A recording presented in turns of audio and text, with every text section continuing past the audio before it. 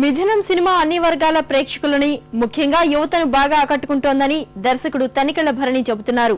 తాజాగా విశాఖలో జరిగిన మిథునం ప్రదర్శనలో భరణి మీడియాతో మాట్లాడారు. ప్రముఖ నటుడు గొల్లపూడి మారుతీరావు ఇందులో పాల్గొన్నారు. ప్రేక్షకుల నుంచి మంచి సినిమాలు మాత్రమే ఆదరిస్తున్నారని ఇదో గొప్ప మార్పునకు సంకేతమని అన్నారు. మిథునం తప్పక చూడాల్సిన సినిమా అని భరణి గొల్లపూడి చెబుతున్నారు. సకల కళా వల్లభుడికి మళ్ళే నేను దూదెక్కుతాను, నువ్వు నన్నేకు.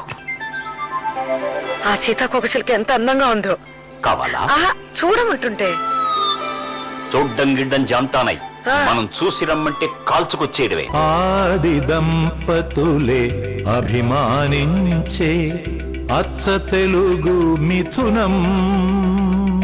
అనుభూతులకి మనం కొన్ని విలువలను ఇస్తాం. ఆ అనుభూతుల్ని మనం జడ్జి చేయం.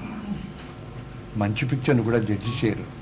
మంచి పిక్చర్ని కృతజ్ఞతతో చూస్తారు ఆడియన్స్. అప్పుడు చూశారు, ఇప్పుడు చూస్తారు అనడానికి మిథునం నిదర్శనం. మన పెళ్లి మేళం గుర్తొస్తుంది. ఎందుకు రాదు?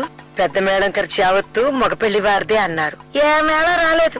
సడీ చప్పుడు లేక పెళ్ళేంటని మా ఊరి గంగిరెద్దు స్వామిని పిలిపిస్తే చివరికి వాడికి ఒక్క వరగా ఇప్పించేసరికి మా తల ప్రాణం తోకకొచ్చింది.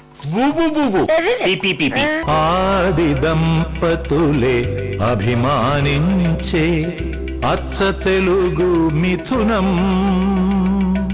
అవన కలక కానీ సరిగా మా నిర్మాత గారు దానికి నేనున్నా నీకు ఈ లొకేషన్ కూడా వచ్చేవారు కదా, బయటకు వచ్చి చూసి ఇంతవరకు కథ చెప్పడం, ఫస్ట్ కాపీ చూడడం తప్ప మధ్యలో ఏ ఇంటర్ఫియరెన్స్ లేని ఒక అదృష్టం నాకు ఒక దర్శకుడికి రావడం సామాన్యమైన విషయం కాదు. మళ్ళీ అలాంటి అదృష్టం వచ్చే వరకు నేను సినిమా తీయను. ఎందుకంటే ఇంటర్ఫియరెన్స్ లేకపోతే ఒకడు ఎంత బాగా చేయగలడు, తృప్తి ఎంత బాగా అంటే ఆడడం ఆడకపోవడం మన చేతిలో లేదండి. తృప్తిగా చేయగలమా లేదా దానికి ప్రొడ్యూసర్ ఆరంభంలో అతనికి ఏం కావాలో చెప్పేస్తే తర్వాత దర్శకుని వదిలేయాలి. మంచి మాట. లేకపోతే చాలా టార్చర్ అనిపిస్తాడు. వచ్చి మళ్ళీ దిష్టి పెడితేందుకే చక్కగా సాయంత్రం 1 గంట సేపు నువ్వు జుట్టు విరబోసుకుని ఇక్కడ నుంచుంటే పురుగు పుట్ర కాదు కదా, పిట్ట కూడా వాలదు. అవును, ఈ రాక్షసుడు చేతిలో పడి లంకలో సీతమ్మలాగా తయారయ్యాను. చాలేదు సోది. ఆది దంపతులే అభిమానించే అచ్చ తెలుగు